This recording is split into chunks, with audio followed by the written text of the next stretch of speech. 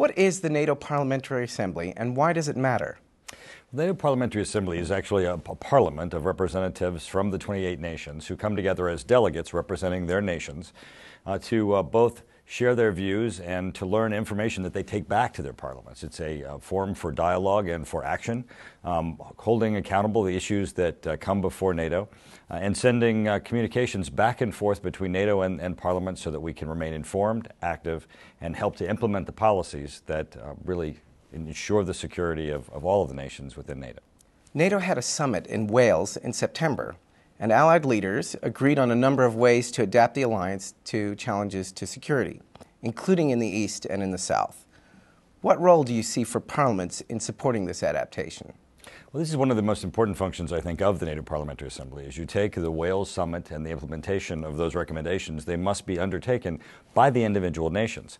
The parliamentarians take those actions back and affect the debate on funding, military policy, and contributions overall to NATO.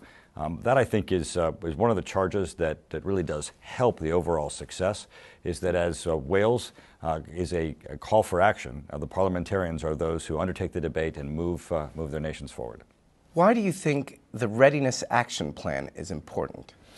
Well, I think we're in a new environment where, as we were winding down from Afghanistan, many questioned NATO's relevance and purpose. And now that we're back to the issue of looking to protecting the territorial integrity, the sovereignty of the NATO nations, we certainly have to make certain that we reinvest, that we refocus our energies, and really revitalize the defensive focus of NATO. You've said that Europe needs to do more to fund defense. Are you optimistic about the defense investment pledge agreed in Wales? I am, and I think if you look at the dialogue that's happening at the NATO Parliamentary Assembly, we see that with Putin's aggressiveness and violation of international agreement, people are re-energized to turn their focus to investment in defense capability. Now, the Wales Summit called for a 10-year plan for reinvestment. The mood at the NATO Parliamentary Assembly of parliamentarians who are right there in the debate is that this needs to be expedited. I think people see that we don't have time to waste and we need to reinvest now. You've been the head of the U.S. delegation to the NPA since 2011 and a member of the Assembly since 2009. Why is NATO important to the U.S. and what is the value of the transatlantic bond?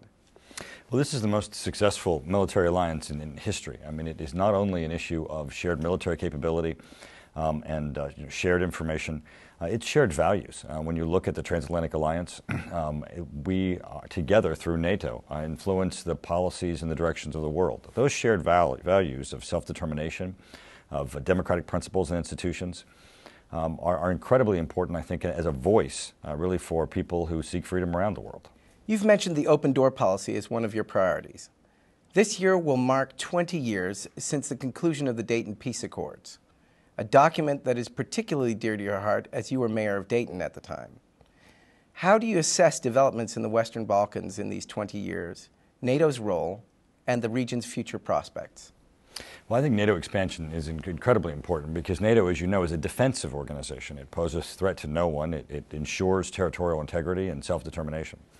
In Bosnia, the Dayton Peace Accords brought about a regime that ended the war, but at the same time was one that was intended to transition to a more manageable and certainly functioning government. What we've not seen is a commitment from the West to help Bosnia transition to some of the constitutional reforms that will be necessary for Bosnia to enter both the EU and NATO. I think there's more work that needs to be done there, almost a Dayton 2, if you will. It doesn't have to be in my community in Dayton, but a recommitment to the issues of how do we take what the work has been done that has ended the war and transition it to a thriving and working government. I know that energy security is another one of your priorities in the United States Congress and at the NATO Parliamentary Assembly. What role do you see for NATO there? Well, NATO is certainly one of the areas of dialogue in the transatlantic alliance. It has been sort of our lean forward organization for building democratic institutions and helping nations make the transition to stable governments. One of the issues that is certainly destabilizing both in Europe and globally is the issue of energy security. There are those, such as Russia, who have energy, who use it as a geopolitical weapon. Having that dialogue of how do we come together for a policy that is joint, I think can advance the issue. At the same time as we look to the United States becoming an overall energy producer and exporter, we can look to our NATO allies as a market that both helps the transatlantic alliance economically, but also on a security aspect. Lastly, I'd like to ask you about what we call hybrid warfare. This is one of the priorities identified in Wales. How do parliamentarians see this challenge, and what should NATO be doing about it? You know, hybrid warfare, in effect, it really is not necessarily new, right? It's propaganda and lies. It's that which is used to be able to create ambiguity.